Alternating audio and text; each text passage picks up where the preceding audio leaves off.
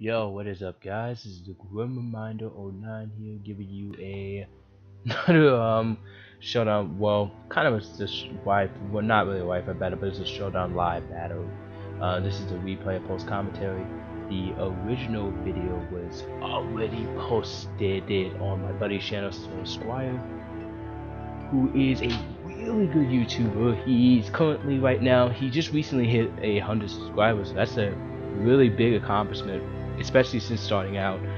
I hope you guys go check him out. Also subscribe. He has really good content. He's currently doing a Pokemon League Green playthrough. So if you guys are into that, please subscribe. He's a really good battle. He started recently doing Showdown live, so check him out.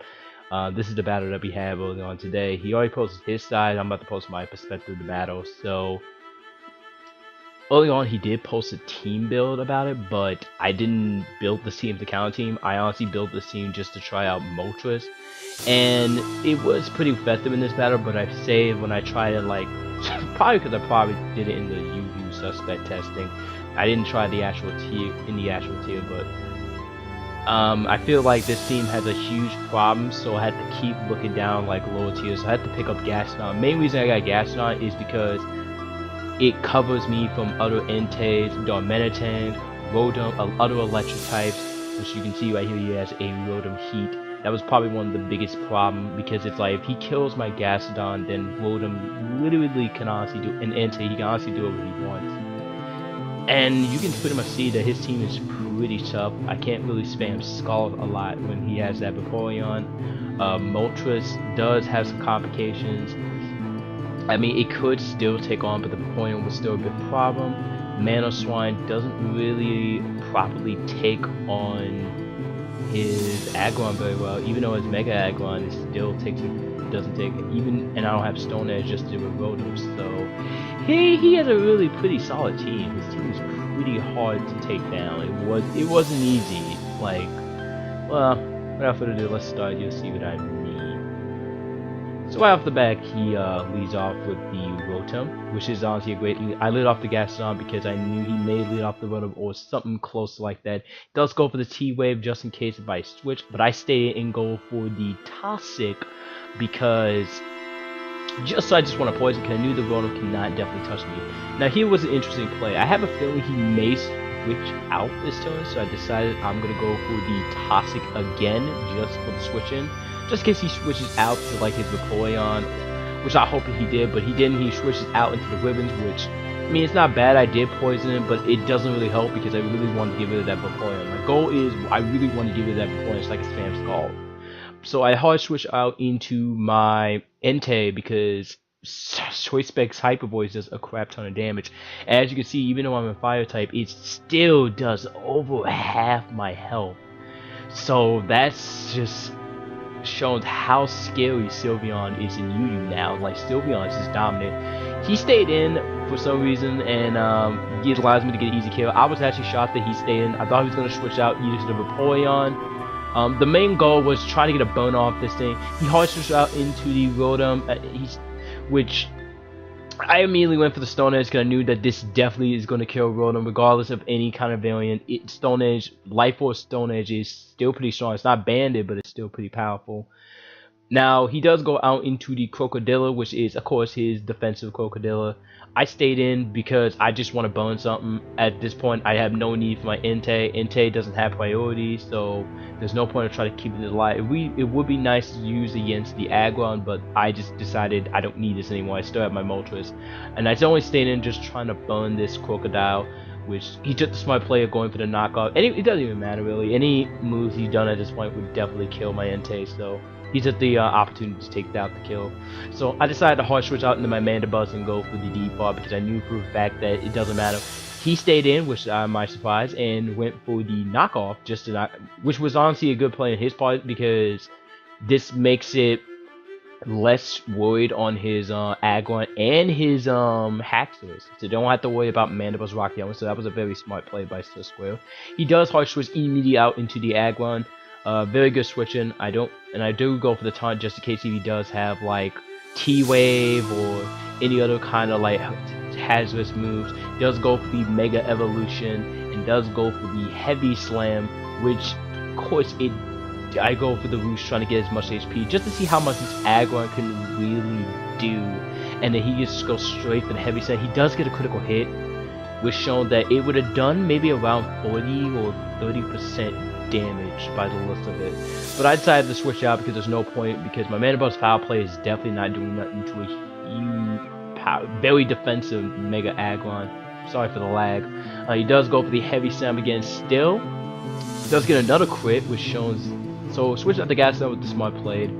I knew at this point that he's not going to hard switch out the Voyant, so I can get some opportunities. He does go for the Toxic, which, as in my surprise, I thought he had the T-Wave on it, but it turns out he has Toxic, which is pretty scary. You actually see this aggro is kind of pretty interesting. Like, I know he did the team build, I didn't really see everything, and I didn't try to make a camo team. I just brought gas on because I need something to cover me from electric and fire. He does go reveal to me the power punch, which I did not know he had one power punch on this thing, which actually kind of scared me because Mega Aggron, you'll see in a little bit what I mean, but it actually kind of scares me. So of course I stayed in and go for the Earth Power, just trying to get damage it to the point that I can finish it off. And you actually gonna see that all my hard work, I should have recovered this turn. That was my, I think this is like, I almost could have cost me a couple of my mons at this point. He actually reveals to me that he's running Rest Mega Aggron, which to my shock, I did not think he actually was gonna run Rest Mega Aggron. So here, what I should have done was I should have recovered instead of just trying to like damage him, because you actually see he's taking the Earth Power very well. So, of course, the Toxic is going to put me at range to I died. I don't know if I did. I think I still went for the, yeah, I believe I went for the Earth Power still. This is the part I do not faintly remember. He does hard switch out into the Prince. And as you can see, the Earth Power does around. It does get a critical hit, which kind of does matter. It got me a good amount of chip damage on him. But Gaston is pretty much dead. It's not going to be any useful for the rest of the match. So I decided now it's a good opportunity to go out into my Celebi, and I think this is the perfect time to actually set up the rocks, as he just tried to go for the Scout and go for the Protect.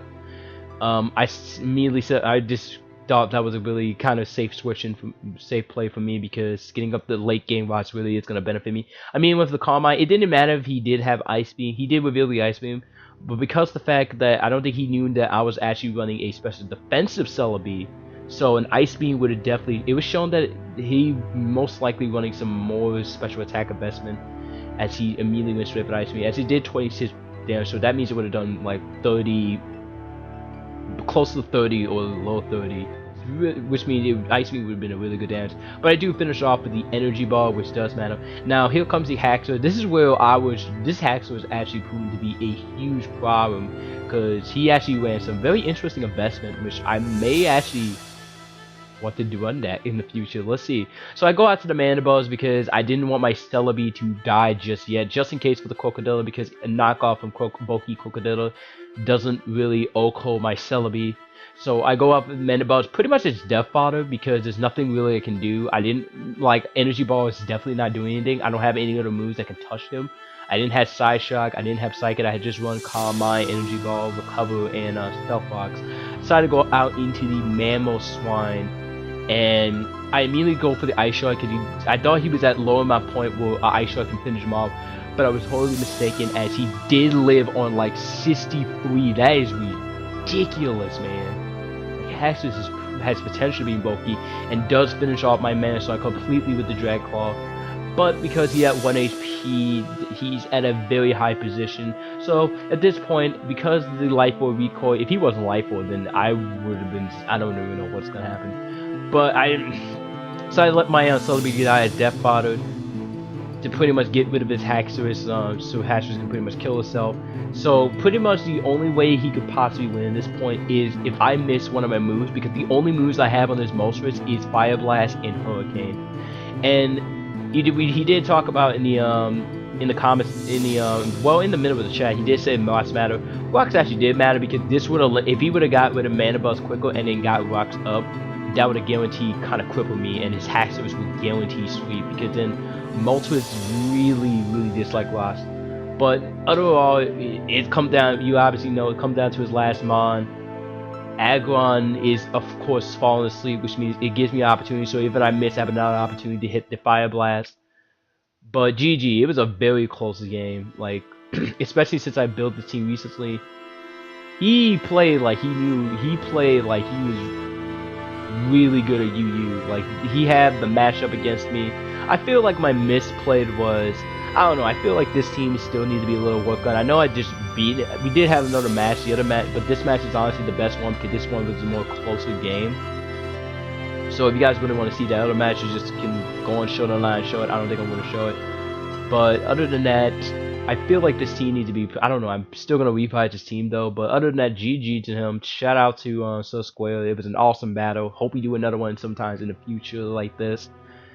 It was really fun. I really have a blast. It's like I learned a lot of things from what I can try out. It makes me want to start using hackers a lot in UU now, just by just seeing it. So hopefully you guys enjoy the video. If you guys want to enjoy seeing more kind of battles like this, please leave a like, comment, and also subscribe if you guys want to see more in the series. Also check out my buddy Square. He posts content pretty much daily, so you're not gonna ever he's not gonna ever miss any content. So check him out. He's always posting something up, always, and he has a schedule too. So shout out to him. Let him know that Gwim sent you. And without further ado, I'll see you guys another time. Peace.